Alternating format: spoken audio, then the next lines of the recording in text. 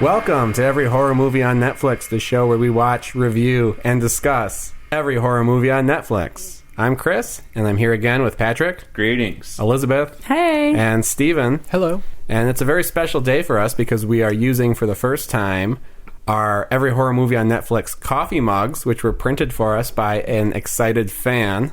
They have our logo on one side and are personalized with each of our names on the other. Very exciting. And when you say excited fan, like, someone literally ran up to us on the street and, like, handed us these mugs. Like, they were so stoked. Yeah, they found my home address. The fan did not speak English. Was it Jay? No. I would have brought Jay on just to keep us safe from that mirror. Yeah. Well, what did we watch this week? What did we watch this week? Well, we watched a lot of stuff this week. We watched ABCs of Death 2. But I say we watched a lot of stuff because ABCs of Death 2 is an anthology movie. So we actually watched 26 movies, one for each letter of the alphabet. That's right. It's a really cool concept because 26 different directors were solicited for their work. They each wrote and directed a short film based on a given letter of the alphabet, and in that film someone dies in a manner that goes with that letter. Right, guys? That pretty much sums it up. And this is an international film as well. I mean, we have directors from all over the world, a lot of different perspectives, different languages, techniques. There's some animation in there, claymation and hand-drawn animation. It's a very diverse set of shorts. It's kind of like being at a film festival. You know, I've gone to some college student film festivals, stuff like that, and you just sit down and there's one thing and then the next thing and the next thing, and before you know it, 2 hours have passed. Yeah, and these films aren't related to each other in any way, shape, or form. No way at all. No, the actors, the setting, the language, nothing is related. The one thing they share in common is a general setup, right? So we get the film, typically someone dies at the end, it's the ABCs of Death, and then it's the letter, the title of the film is revealed at the end as sort of a punchline. I like that. And also, the films all begin and end with the color black. Mm-hmm. So they do things like, we're pulling out of the shadow of a gramophone or something, and then at the end it's like, we're zooming in on this black thing on the floor. And I didn't actually realize that was like one of the stipulations, but that's sort of interesting now that I'm thinking back on some of them, how they worked with that. Yeah, there's a lot of shorts that begin or end with like a weird close-up just to bring the color like into one it. zooms in on a guy's dick, fade to black. That's true. His pubic hair. Pubic hair. He doesn't have a dick. Yeah. But it's cool. It's super cool because one of the most fun things to do during this movie is to guess what the you know what letter it's going to be because it is in order, but you don't know what they're going to quote unquote die from. So for like A, they could die from an assassin or killer ants or whatever, and you're trying to guess as the film goes on. Well, the letter isn't always what they die from, is it? No, it doesn't always correspond with the death, but it corresponds with like what leads up to it, or the circumstances. The circumstances. But sometimes they'll mislead you a little bit too. Like, you know, it might be D, as in dog, and there might be a large vicious dog. But then turns out there's like dynamite, and they get killed by dynamite instead at the last minute. I like the ones that did that. Yeah. As you might have guessed, this is a sequel to ABCs of Death 1, which is called The ABCs of Death. And why didn't we watch that? Because it starts with a T. So ABCs of Death? We're going to watch it in like 10 years. It's called The ABCs of Death. So it's sorted farther down the alphabet, and because there's no real continuity between that film and this film, we didn't see it as a prerequisite for the discussion of this film, but I did, because I go above and beyond for our listeners. I did watch it, so I can weigh in a little bit on the differences between that one and this one, and which one you should watch. I have some questions for you. I have questions too. So the first film has a reputation for being very crude. Is that true? Like, does it seem cruder than this film? Because I heard that the directors for this film all had to like basically sign an affidavit that they wouldn't have any burp or fart jokes or shorts based on purely sexual scenarios. Oh, crude in the sense of like Adam Sandler's ABCs of Death, not like crudely made. Well, probably both. I don't know, but Chris can speak. Wow, to that is fascinating. That is fascinating. I can answer that with one word: Japan. These are cultural journeys. There's 26 directors from all parts of the world, and there are like 3 shorts in ABCs of Death 1 that are made by Japanese directors. They're Japanese films, and I don't think it's too ethnocentric to say they have a different way of approaching things in Japan sometimes. And there's a short where like there's some schoolgirls who like die by huffing each other's farts, and the last... What letter is that? That is F for fart. She ends up being sucked into another girl's anus at the end and is like clowning around inside, surrounded by the farts. Yeah, it's insane. And then it ends with a short. The last short in ABCs of Death 1 is a Japanese short again, and it's just... nudity everywhere, the most insane stuff you've ever seen. Someone has her breasts drawn with the Twin Towers on one and a plane on the other, and she's jiggling them together to represent 9/11. That is the most amazing thing I've ever heard. And you sent me a video of that, and I was delighted and wanted to watch it.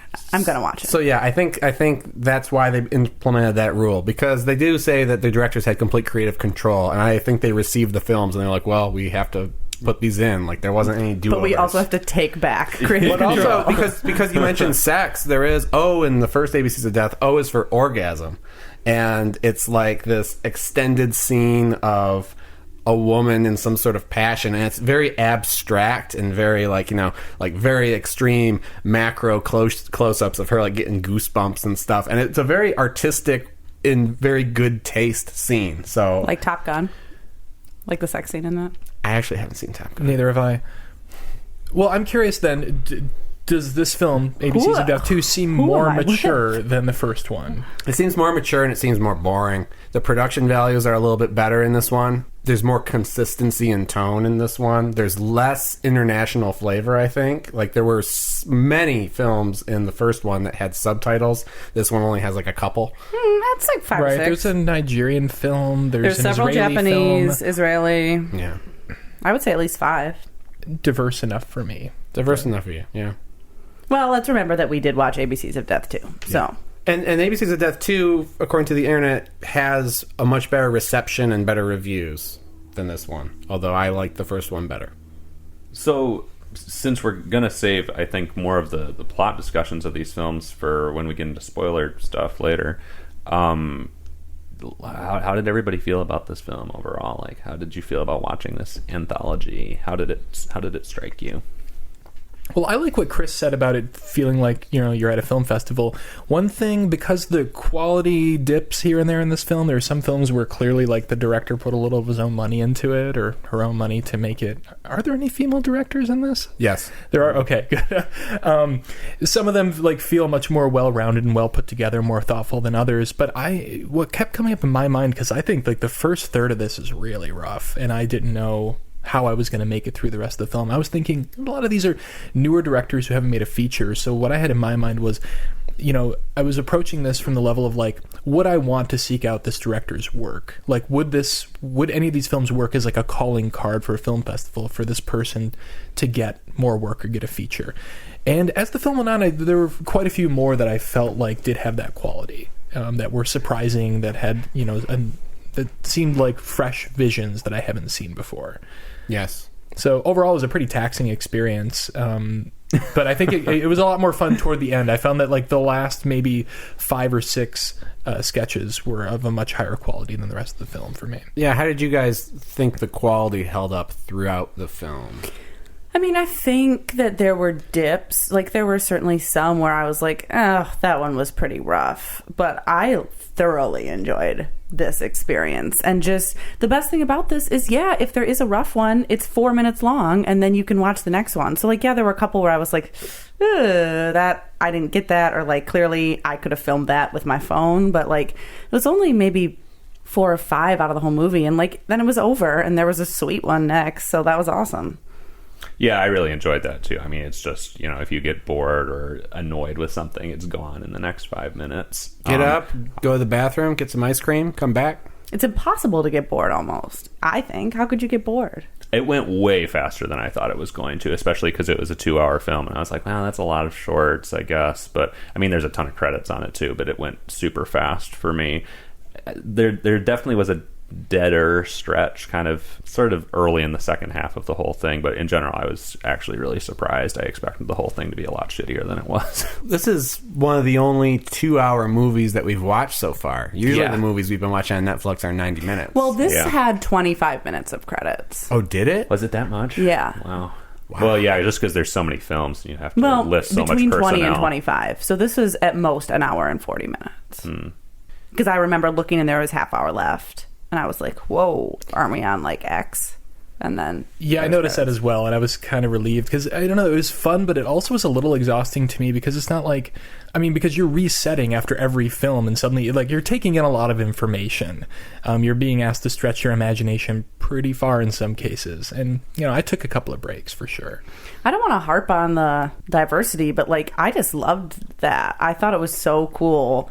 There's really elements of these other cultures that come out in these short films that are awesome, especially a couple of the Japanese ones. And there was one from Nigeria, which I didn't understand, but like, I feel like a Nigerian person probably would have understood it better. And it seemed like some sort of legend or something. And there was a couple ones, and like the Israeli one was awesome. I really liked that one. And they're speaking in Israeli, and it's just, well, we can get into it later. But I thought the cultural diversity was a really cool aspect. Yeah, and how often do you see anything from Nigeria, a film? Right. Well, apparently they have their own film industry, Nollywood, they call it. And I guess it's all this kind of like low budget, like handheld video shot stuff. But we could talk more about that short in particular later in the show when we get into a little more detail about these things. But I had some mixed feelings, but it was cool. I had no idea that there were Nigerian filmmakers at all. Right. I didn't like that short, but it was interesting to see. I mean, most of the problems with this compilation are just kind of problems inherent with the format, where you're going to have some that are better than others, you're going to have some that are bad, and also they're all short, so yeah, you're not going to get invested in the characters too much in most of them. Well, and especially just because of people's varying taste. Like, you're not going to watch 26 films and like all of them, 26 films from different directors and writers. No one's going to watch that and enjoy every one of them, Right.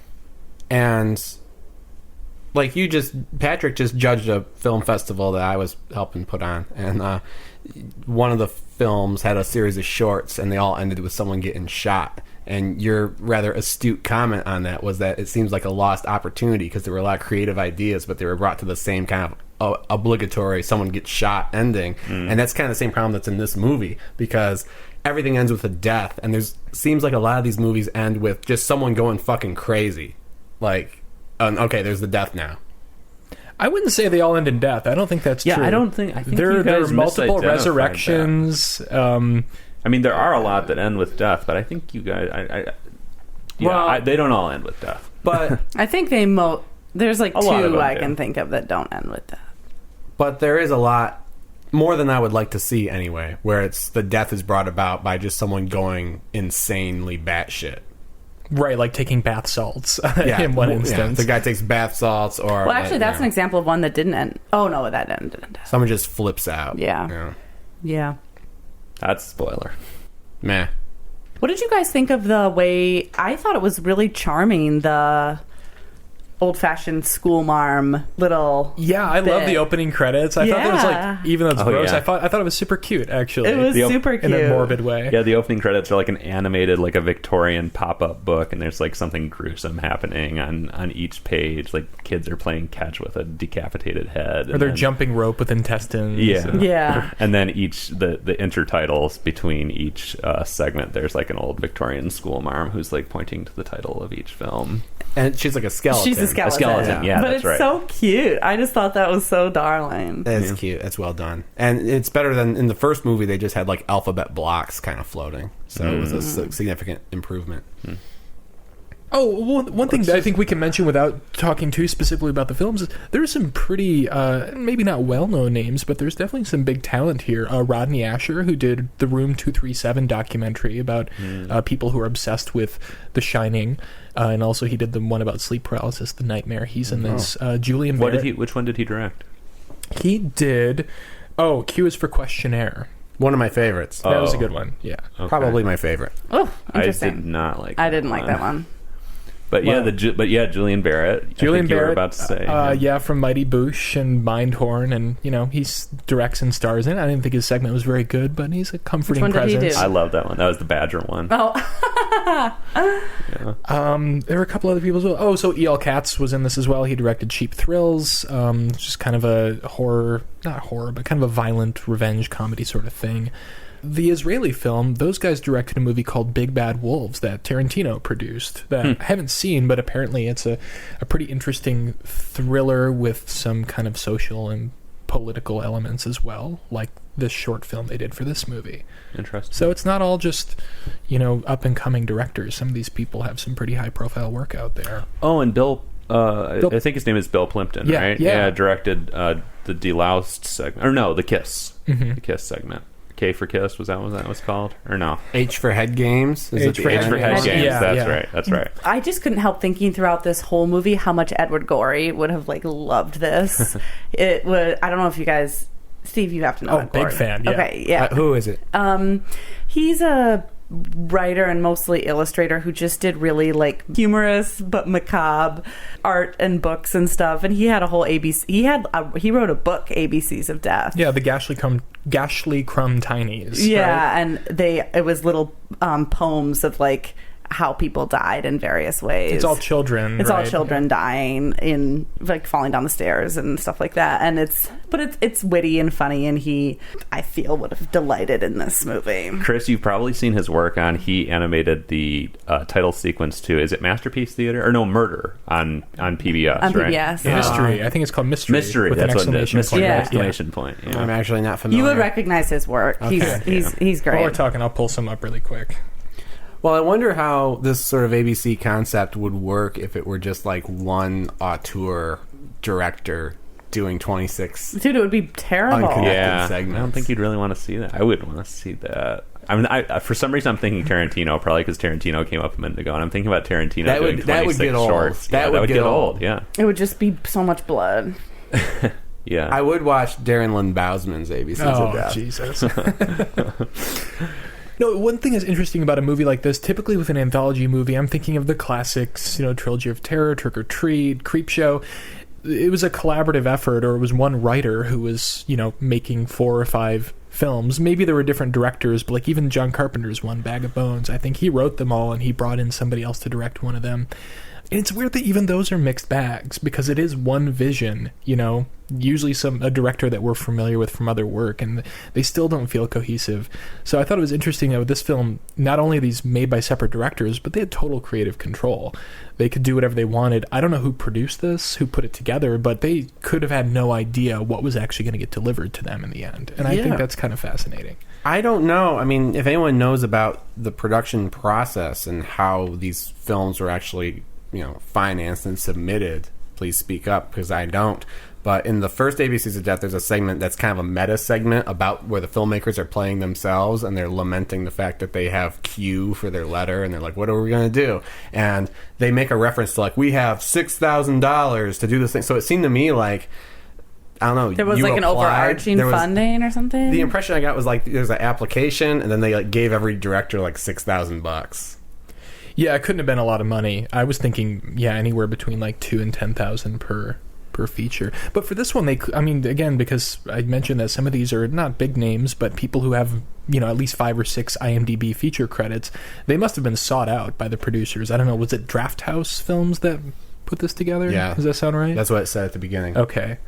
Yeah, so they must have had a list of people that they wanted to. The first film, even though it was critically maligned and had too many farts for most people's taste in it, clearly made some money, and they knew that they could afford to do another one. Well, the first one had some impressive directors in it too. There was your favorite, Ben Wheatley, My boy, yeah. who actually had a very strong segment, so it made me a little bit more interested in watching Kill List. Jesus Christ. I'd like to have one episode where we don't mention Kill List. And Not then gonna happen. one of my favorite, like, smaller horror directors, Ty West, has a bit. Oh yeah, I like him. A little bit. Although he, like, put in the bare minimal effort. His was M for miscarriage, and it was literally like a woman, like, flushing a toilet, and that was it. So it's like 20 seconds. It's like 30 to 40 seconds, and the title card is basically just the punchline, and Wow. kind of disappointing. And then Xavier Gens was also in it. He's a French director who did the first Hitman movie in 2007, which was terrible, but I think it was only terrible because Fox, like, made their own version of the movie after he was finished. He said that there's, like, another version of that movie on his computer. But he had a really great segment. What an absurd excuse. Come over. There's the real version in my house. I would do it 100%. That happens all the time, actually, especially in horror. Like, studios chop shit up so much that, like, all these directors, like John Carpenter, probably has alternate versions of most of his movies at his house. Especially Fox. That's why director's cuts exist. Well, I would really like to talk about some of the specifics of these movies. So can we review and then jump into the real shit here? Yeah, so Patrick, would you cue it, view it, or screw it? I would definitely view it. This might be the strongest view it, and I'm surprised even to say this, but this might be my strongest view it that I've had so far, even stronger than 1920 London, Fear Strikes Again. Shocking. It was just a really fun experience for me, and very diverse, as we've discussed already, and a few of these just really blew my mind and were something I had never seen before. Really, really enjoyed it, despite the fact that there are some serious clunkers in here as well, but overall it's worth it. Elizabeth? This is my strongest view it also. Wow. I had so much fun watching this. I'm gonna watch the first ABCs of Death on my own time. I thought it was so fun, so engaging. I was not bored.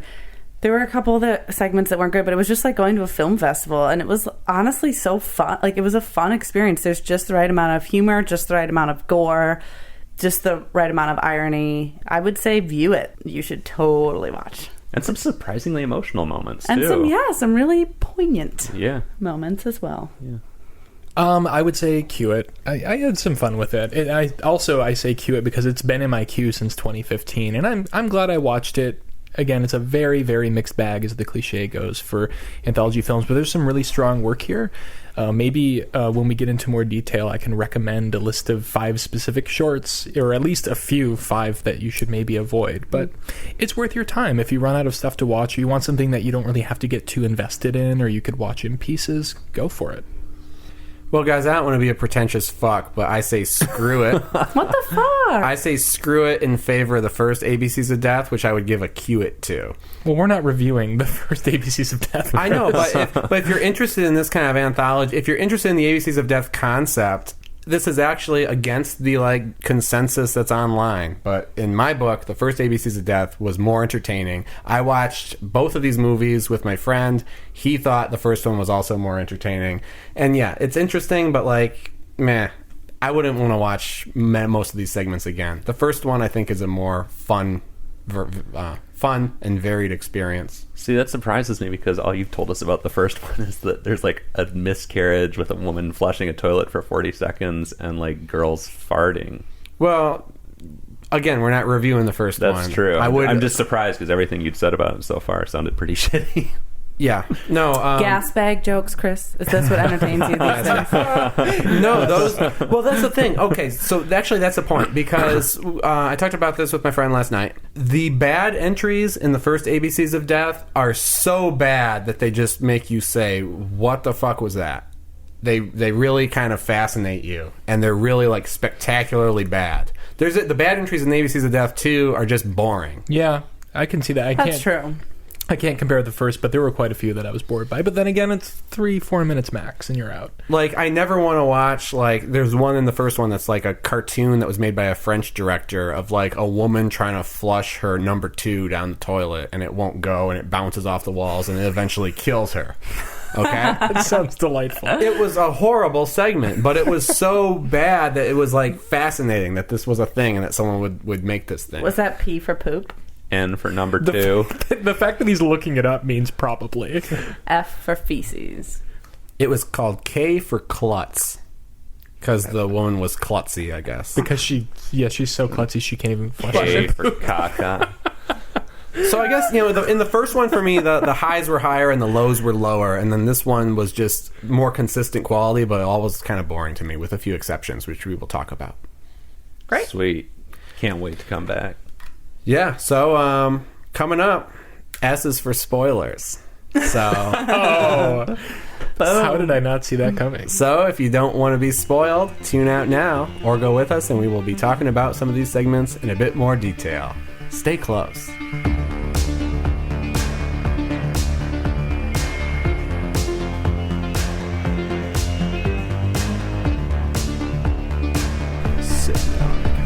Also, there were totally fart trouble jokes in in this those movie, so their affidavit didn't work. People snuck them in.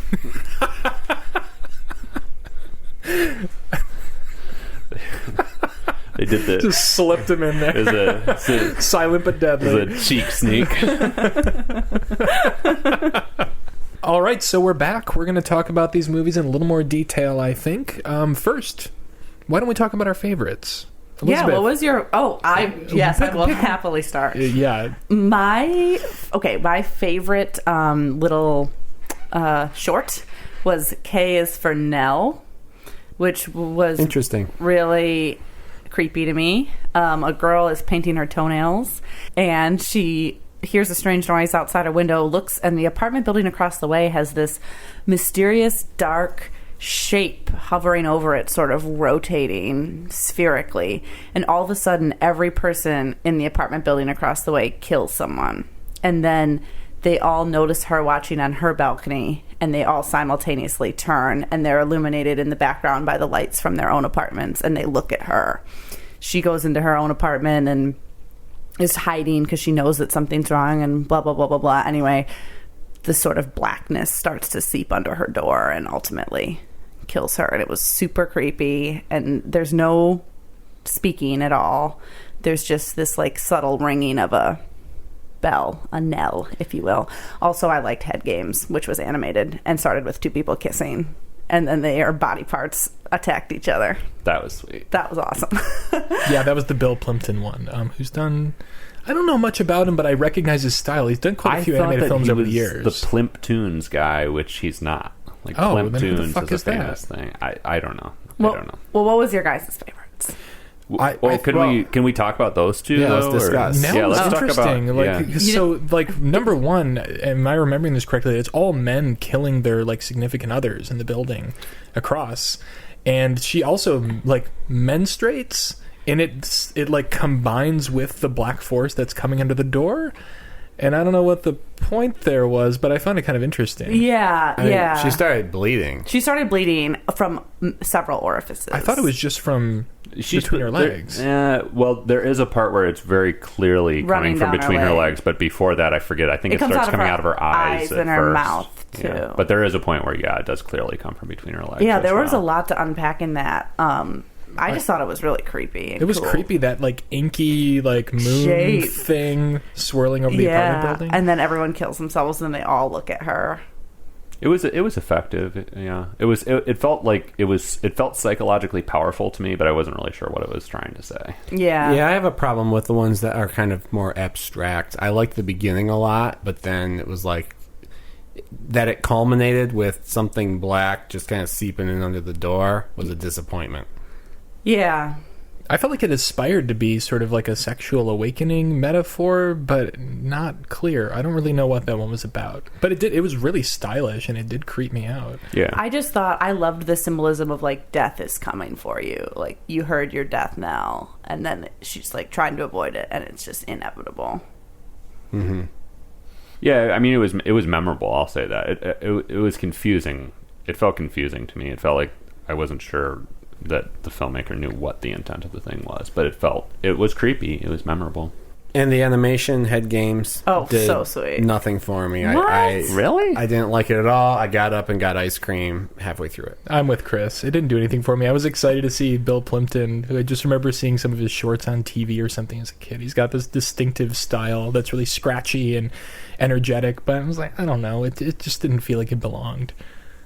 I thought it was awesome. None of them really feel like they belong. Every single film is a different thing, and I loved how distinct it felt from everything else, and the weird sense of humor it had. It was very gory, but in its I mean, like, these people strange start way. making out, and then all of a sudden they start, like, their eyeballs pop out and turn into, like, dive bombing planes and Like start, like... warfare Yeah, breaks there's out. warfare on each I other's don't know. heads. It felt like a little... I don't was know. hilarious. It seemed like Taylor Swift or something. Like, What are you talking Taylor about? Swift. Yeah, like, oh, love is a war. No. No. I thought it was just hilarious. No, it had way more I sense thought it of was a humor. little more I mean, Lana. a UFO fucking flies out of the woman's hair and Yeah. like hovers over the dude's head and is like Dropping beaming bombs. into his head. Like, you can't take that seriously. I mean, you can't take Roadrunner and Coyote seriously, but... what the fuck does that have to do with anything? I'm just saying that, it didn't emotionally involve me. It's just a whole bunch of random cartoony shit happening. Did you think that the point of Roadrunner and Wile E. Coyote was also love is a war? Love is a battlefield. Steven, what was your favorite? I think they saved the best for last. Zia's for Zygote was amazing. Agree. I cannot wait to see what this director does next. I mean, this had the quality of a feature film. It felt very... Some of these are... they feel more just like very quick jokes, and I think Nell was one that I really did respond to, like, viscerally, but it didn't feel like a complete story. Zygote feels like a full story. Yeah. Like, you can make an entire film out of this compressed into like 3 or 4 minutes. So it's basically a woman is like... she's 9 months pregnant. She's ready to deliver at any moment, but her husband has to leave, and she insists that he be there for the birth. So he gives her this strange root that is supposed to keep the baby inside her until he returns. Yeah. Well, he goes to get the midwife. Oh, is that what he's doing? Yeah. So fast forward 13 years, and this woman still has not a baby anymore, but a 13-year-old living inside of her, and she has just run out of the root. And so what ends up happening... And she talks to it. Yeah. There's this horrifying, like, human-sized, just teenager-sized lump that is her belly now. Right, and so she's run out of the root, and she still wants to keep her promise that she's not going to deliver the baby until her husband arrives. So her child has an answer. Her child basically says, like, I got this, and just, like, shoves all of his or her, the gender is unclear, bones and organs out of her, and just assumes his or her mother's skin. And the husband comes home and has no idea that what he's actually looking at is his child in his mother's body. It had the quality of like the darkest of Grimm's fairy tales to me. It felt like I like this writer Angela Carter, who is kind of a feminist icon now, and she updated a lot of the classic fairy tales with a feminist perspective in a book called The Bloody Chamber. And this felt like it could have been ripped right from that. I thought it was amazing. And there's that horrifying scene where the like bones and organs are all being pushed out of the mother's mouth. It's disgusting. So visceral. I loved that one, too. Yeah. It wasn't my favorite, but it was very well done. And, yeah, it did feel like a complete story. Question, though. Is there any way to interpret the events of that other than literally? Because I thought perhaps... Like, what does the husband say when he gets back? Like He's like, sorry, it took so long. he's like, yeah. She's like, oh, you're back. And he's like, do I look that different? Yeah. But he's so casual that I don't believe he was actually gone 13 years. Oh, you think that, like, that's how it feels to a pregnant woman? I feel like all that we see of her writhing on the floor with the 13-year-old baby is more of like an anxiety thing, and that she's actually just there. Well, that's why I say it has the quality of a fairy tale, because I think we are meant to take it literally, but clearly it's a metaphor for something. I mean, I'm never going to give birth, so I don't know what that feels like, or what your relationship with your husband is like when that's going on. But, I mean, he went to go get the midwife. That's clear in the beginning, and he comes back without any midwife. So either that's a lapse in the short film, or I think it's perhaps not a metaphor. Are we positive that he leaves to fetch the midwife? Yes. Okay. I missed that, so I'll take your word for it. He says that. But then he doesn't come back with the midwife, and there's no mention of the midwife. There's no mention. He's just like, well, we'll have to try for another baby. He's super casual. Yeah, so the ending made me feel like maybe everything wasn't as it appeared throughout that short. It was interesting.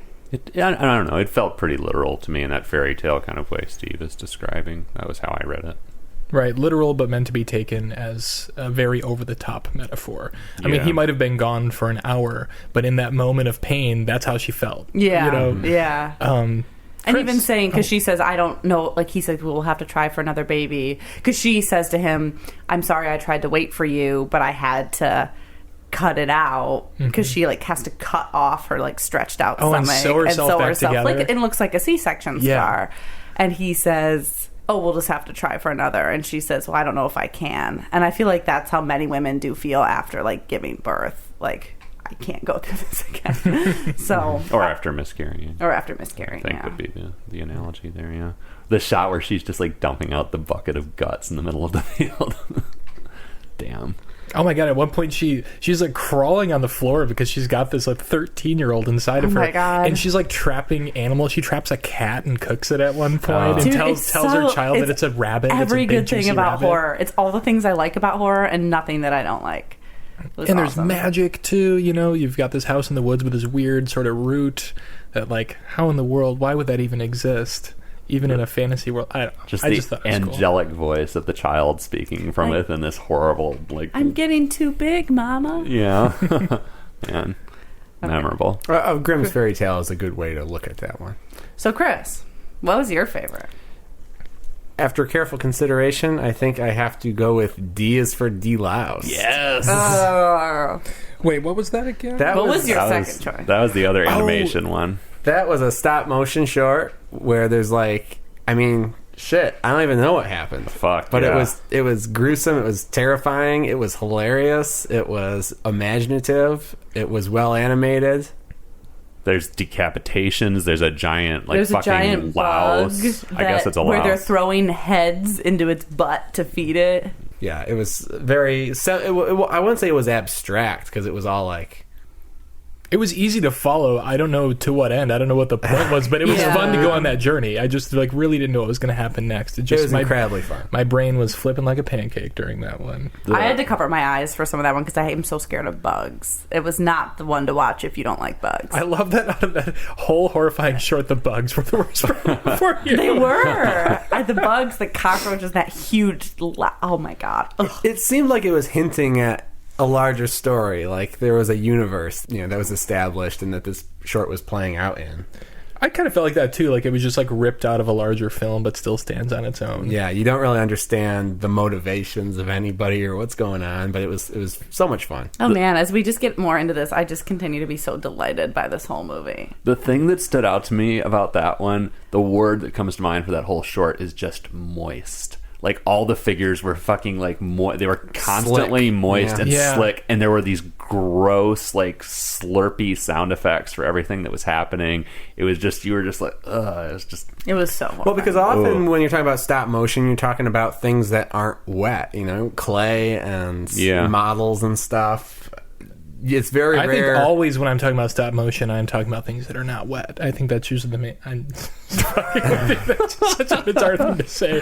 Well, yeah, but I know what you mean. Everything feels very sterile. But it's so everything in this movie, even though it's stop motion, is so slimy and that was fascinating. The figures were just like so roughly designed. The art design of it was amazing. Like the little sets were really strikingly put together. It was super Lynchian. It reminded me a lot of David Lynch. The villains kind of look like the one ugly Cenobite in Hellraiser. I thought the same thing. Yeah, great film.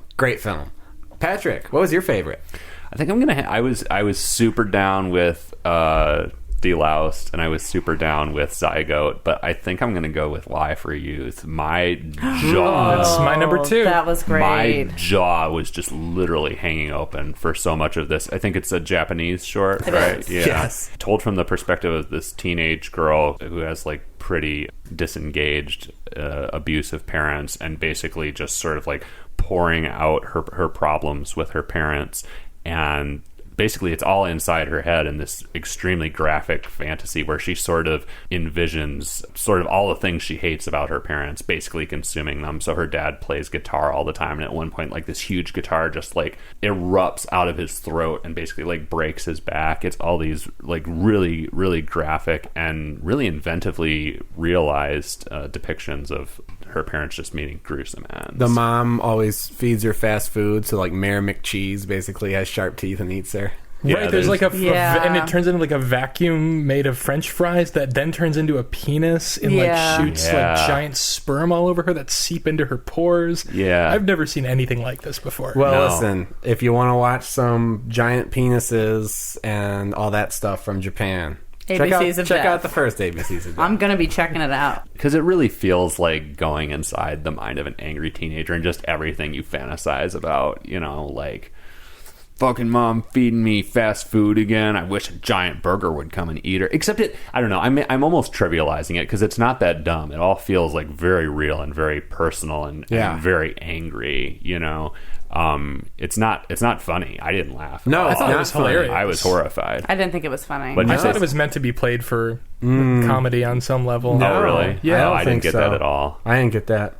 Which is kind of strange because, yeah, the visuals are crazy, but for somehow the mood throughout, even though you're seeing a giant cheeseburger eat somebody, and that's funny, it wasn't funny. It's very, I think Wise for Youth is a great description of it, because are her parents like terrible? No, they're not beating her, but like they are neglectful and not very aware of her wants and needs, and like when you're 14, like you just hate, like that's the worst thing, you know. Did anyone die in that movie? No. No, I Nope. think that Only in her definitely mind. all in her head. Okay.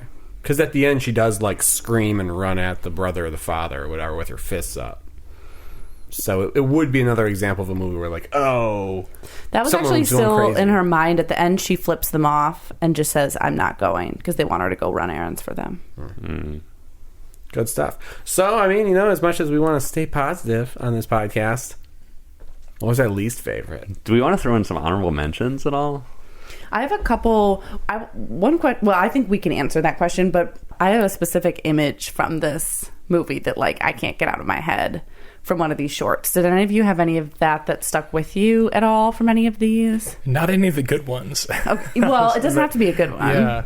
The one that I totally forgot about that is probably the most baffling thing in this is the P is for PPPP scary. Oh, What yeah. the that one. Fuck Oh, that. that was that? so. That should not have been allowed in. I didn't understand. That was one that, similar to Delouse that felt like it was like pulled from another universe, and it's a universe I don't want to spend any time in. Yeah, I felt like we were supposed to know those characters. I appreciated the aesthetic. Well, it was I the Three guess. Stooges. They were supposed to be the Three Stooges.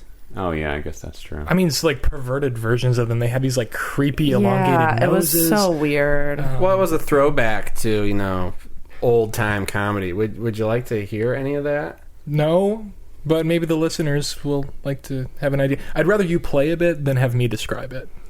Well, okay, so here's just a little bit of how these characters talk to each other.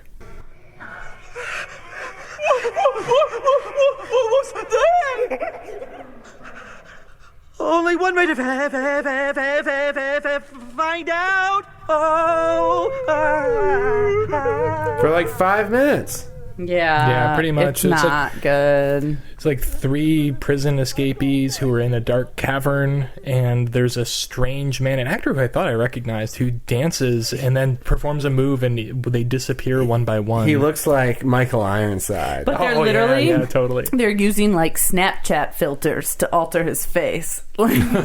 Yeah. Yeah, And it's it in was- black and white, we should note as well. Whatever, that They're was all- they're all fucking in stupid. Ba, ba, ba, ba.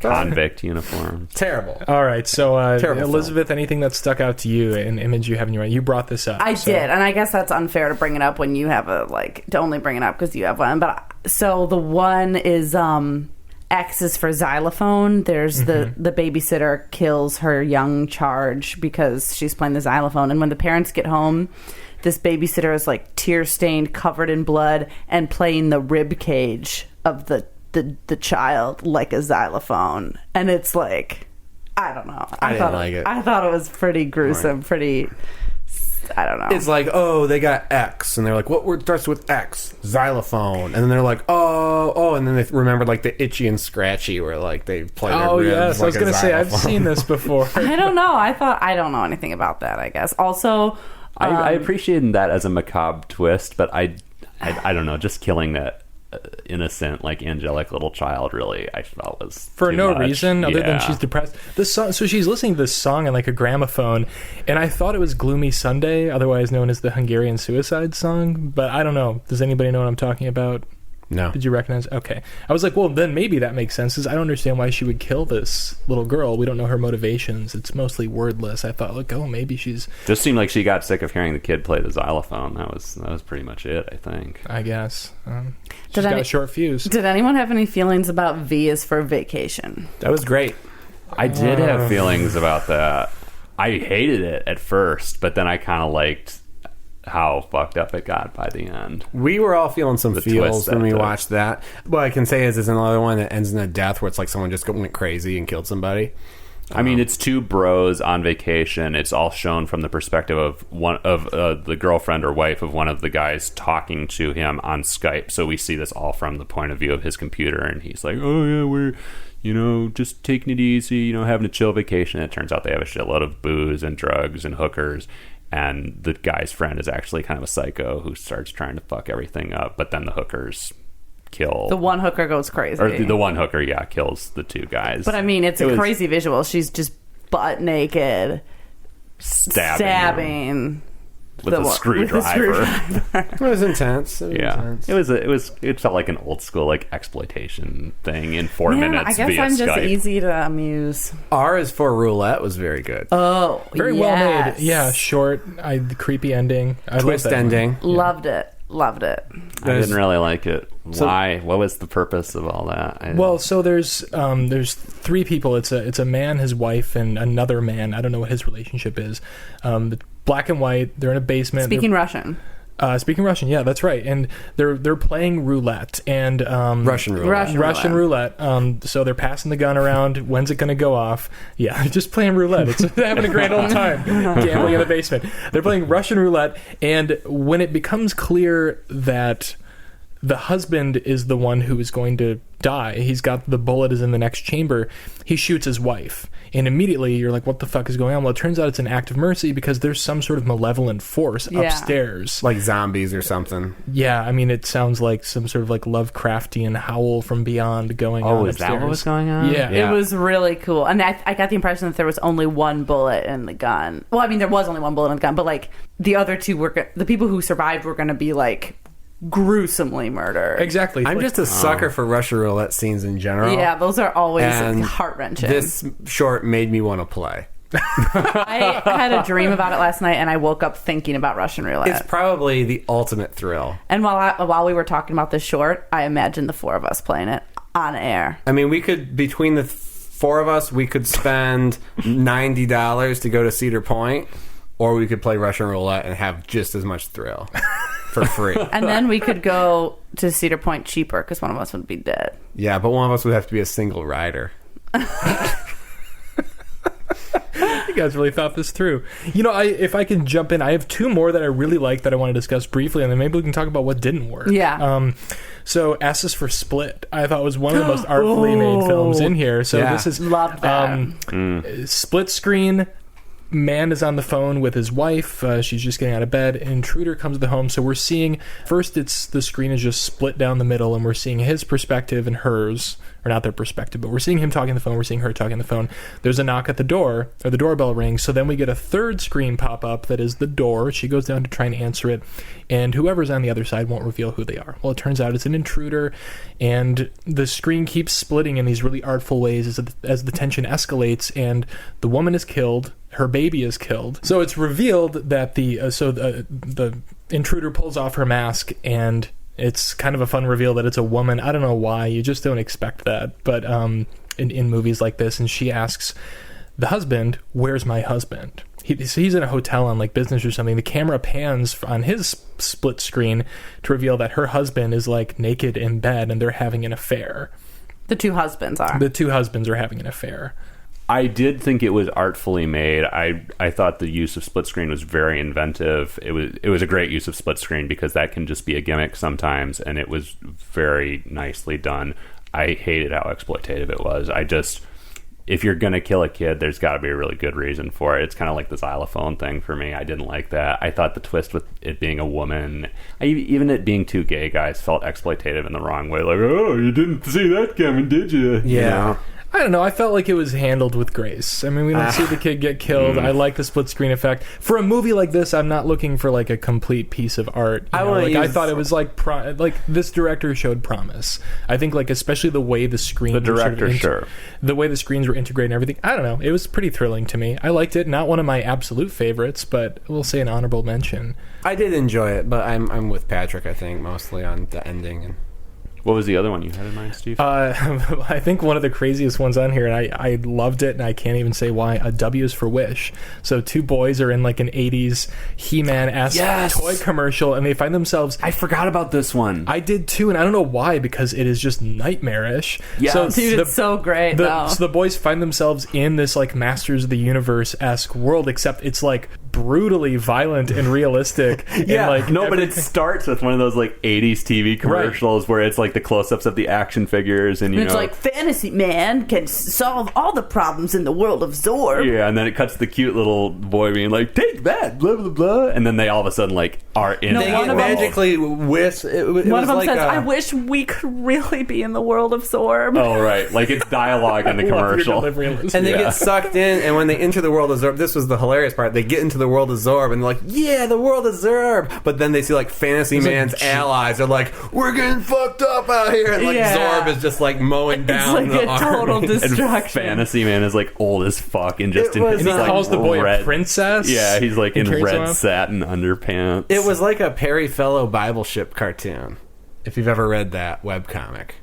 Oh, but that's basically, all right, well, maybe someone out there has, and they'll appreciate that reference. Yeah, I mean, that last stretch of films is pretty fucking sick. Like, W for Wish, and then, I mean, Xylophone, I'm not so big on, but I mean, it's U for atmospheric. Utopia it's was really memorable. good, too. That reminded us of Black Mirror. In a bad way. In a bad way? My note was like a shitty Black Mirror episode. I mean, I didn't think it was shitty. I thought it just reminded me of Black Mirror. My two favorites were Deloused and Q is for Questionnaire.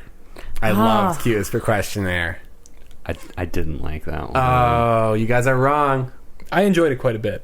I don't know what else to say. Like, it's pretty simple. So basically, It's simple. Well done. It's basically a guy, and he's taking like an IQ test on the sidewalk, just at one of these like pop up test your intelligence tents, and he's acing it. And as he's acing it, the film is intercut with the same character later on, like tied to a table, Getting a having lobotomy. non-consensual brain surgery. And then at the end, they just take his brain out and they put it into a gorilla, and the gorilla is like, "Rah." It just felt dumb to me. I'm sorry. It was just stupid. I loved it. Plus, I don't know. I guess I appreciate the fact that they intercut his fate with like the innocent questionnaire, but it also just all felt very kind of pat and like tension free to me because of that. Yeah, it was tension free. It was hilarious. I really liked the opener. I enjoyed. Yeah, that was good. A is for amateur. It was good. Yeah. They just have like an assassin creeping through the vents of a building to take someone out, and they show him doing it super successfully. They show him like in his planning stage. Stage, and like envisioning how it's going to go, and he kills his target easily. And it's super slick. It's like a music video. Yeah. At first I was like, what is this, a music video? But no, it's like his super cool fantasy of him being a sweet ass assassin. And then when he actually does it, like everything goes wrong, and he ends up dying in the vent. And then like 3 weeks later, though, they're like in the apartment, and this guy, his target, is like, oh, what's that fucking smell? And like there's guys like looking around the apartment, and they pull this body out of the vent, and it falls, and the gun that he was holding goes off and still shoots his target in the neck. I don't know. That was a good one. I liked it. Punchline, A for amateur. Yeah, I thought it was fun. That was one of the best punchlines in the movie too, I think. Yeah. Because it was clear. It felt like it was going to be A for assassin. Yeah, for sure. For assassination. sure. So yeah, do we want to talk about our least? Yeah, or so what were the worst? stinkers here, guys? Besides P is for scary, which I never want to think about after this episode. The inheritance one was fucking terrible. Invincible. The old ass lady with the stone in her mouth. Yeah. Yeah, it was pretty bad. Alpha Legacy, the Nigerian one, was just like, I watched it twice, and I actually read an interview with the director, too, because I was like, well, this is another culture. No, it's just a poorly made film. It's the just story not on good. paper makes sense, and it is a Nigerian legend.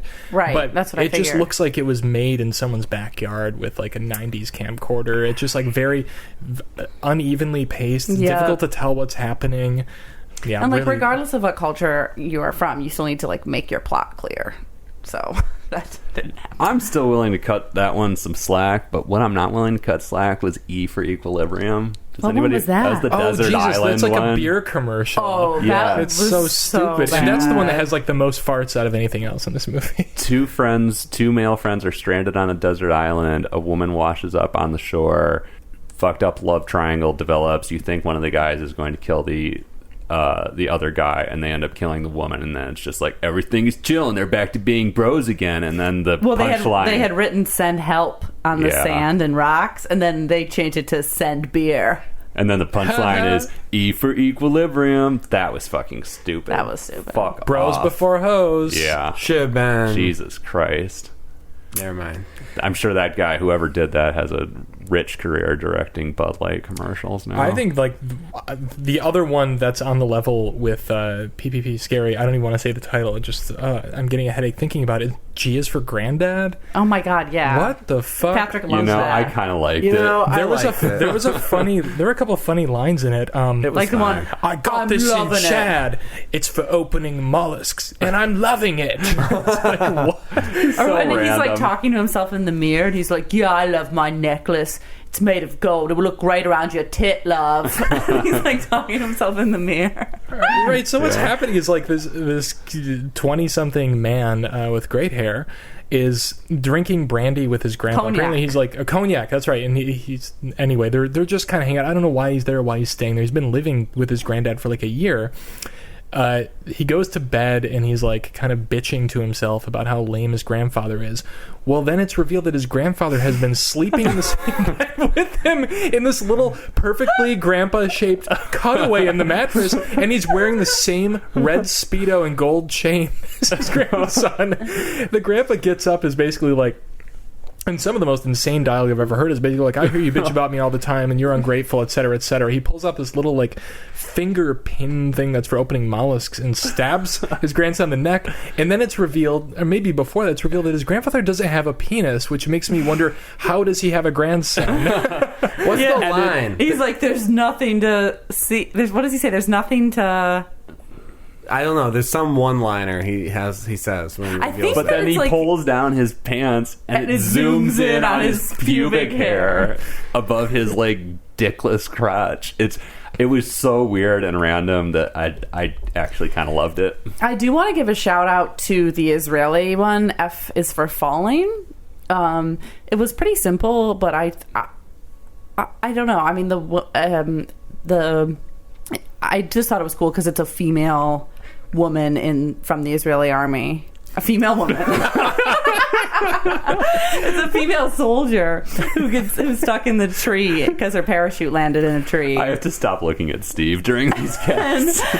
I don't know. I just thought that she was good and the premise was I don't know. I liked it. Maybe I just liked the lady. No, it I was thought good. it That was really well made, and it's like the Yeah. only film. Well, there might be another one, but it's like one of the only films in this that aspires to something more than just like a punchline. Yeah. It's very political and very well written, directed.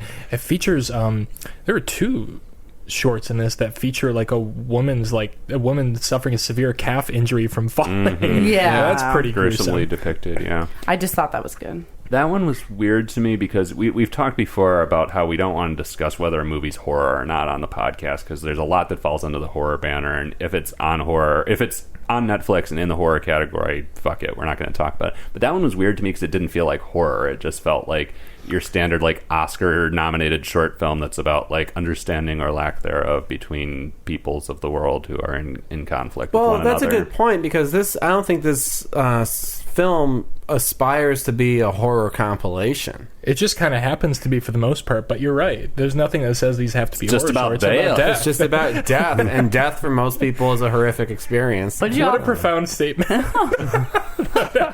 is a horrific experience for most people. Okay, here's one. This is maybe the one I'm most on the fence about. Is I forget the letter now, but it's the Gayton. Gay Satan. J is for Jesus or Jesus, I guess, perhaps. How did everyone feel about that? I didn't think it worked. I thought that's a cool premise that, like, the haters are actually the demons and not the gay dude. Look, but, I didn't really understand what was going on by the end of it. If you're going to be using that kind of big imagery, I think that you need to deliver a bigger punch. Like, if you're going to have a man who becomes Jesus on the cross, like, you can't fit that into a 3-minute film. I don't think he became Jesus. Well, no, he had the stigmata. He did, but I don't know that he was Jesus. And then the gay lover who is murdered comes back from hell, or presumably, heaven. or I don't know. something. I hope that's not what you look like in heaven. Yeah, I don't know. Like, I don't know which one. He's one of the 5 people you meet in heaven. Gayton. Oh, shit. Gayton. I don't know though. I loved the dead lover coming back from wherever he came from. It was weird, but I kind of liked it. It felt pretty righteous, and the visuals were creepy when the dead lover came back. What'd you guys think of B is for Badger? I loved it. It was fine. I would agree with Chris. Again, it was fine. Patrick at least knows, I love Julian Barrett. Can't get enough of him. He's so fucking charming and hilarious. And this just was like, I feel like I've seen this before. It's another sort of like stupid found footage short where, like, well, I guess the premise is, so he's doing like, he's a nature documentarian, or a host at least. He's like who has David Attenborough. Yeah, he has it in for David Attenborough. They have like a grudge or something. And he's doing the short about this like 500-year-old badger den that is in danger or has been wiped out extinct by a power plant. A nuclear plant. Yeah, and it turns out, there is actually at least one giant badger in there that like pulls him in, rips him apart, and then his body comes like flying out from the other end of the den. It was stupid and funny. There's the one, so funny. And it's all one take, I should say. It appears to be. I would say yes, it appears to be. Obviously, it's not, but it aspires to that like found footage. Like, yeah, this is it's a 3-minute little bit of video. Shockingly, one of the only found footage films in the whole movie. I can't even think. Are there other found footage? Vacation is kind of. Yeah, Skype. But surprisingly, the especially one for that I really something liked, this low budget. and I can't remember what letter it is, because I keep wanting to say it's Convergence, but it's Nexus. Nexus. That starts with them FaceTiming each other. Right. I really But like that's just that the one. beginning of Yeah. Sound Footage, but yeah.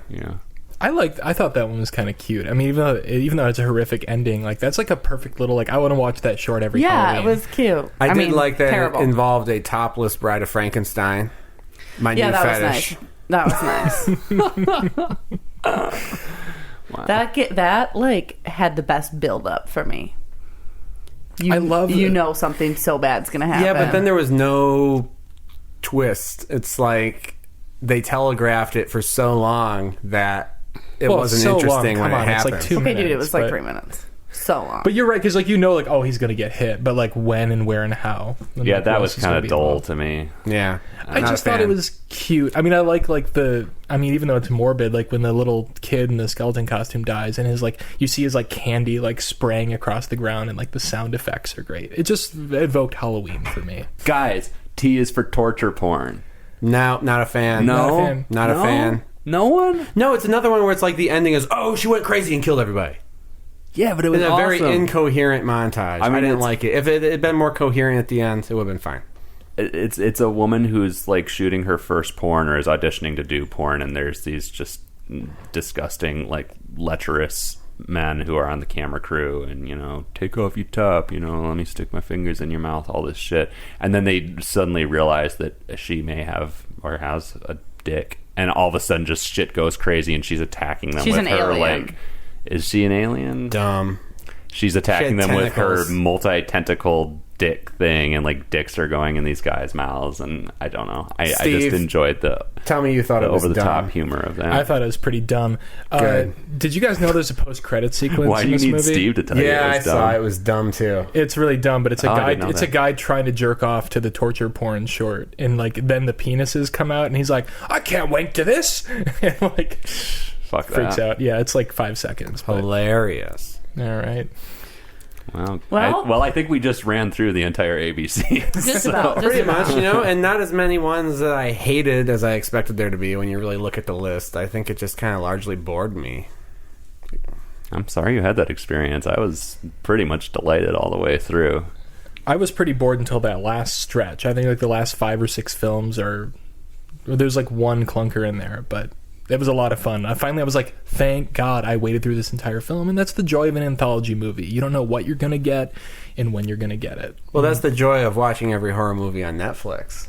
You don't know Yeah, what you're going to looking at get the or when you're macro going to get level. it. Actually, you know exactly what you're going to get and when you're going to get it. You just don't know how you're going to feel about it. That's true. So, with that said, next week What are we gonna get? you're going to get American Poltergeist.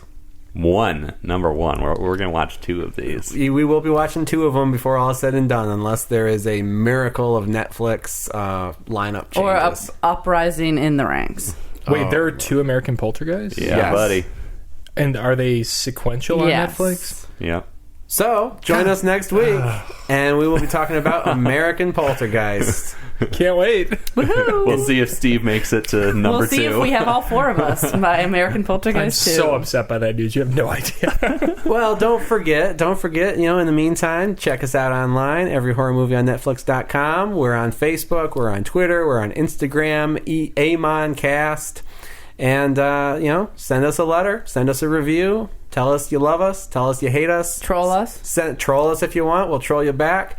Send us some Say that. send us some coffee mugs if you want. We could use some more. We Send could us use some more. t-shirts. T-shirts, coffee mugs. We want to own nothing that's not every horror movie on Netflix branded by the end of this. It's getting And cold, we don't. and I could use and we some don't want to slippers, pay by for the any way. of it. We're not paying for any of it.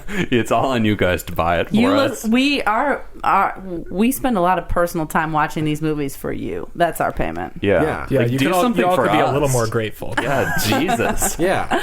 Jeez. All right. Well, until then, have a great week. For every horror movie on Netflix, I'm Chris. I'm Patrick. I'm Elizabeth. I'm Steven.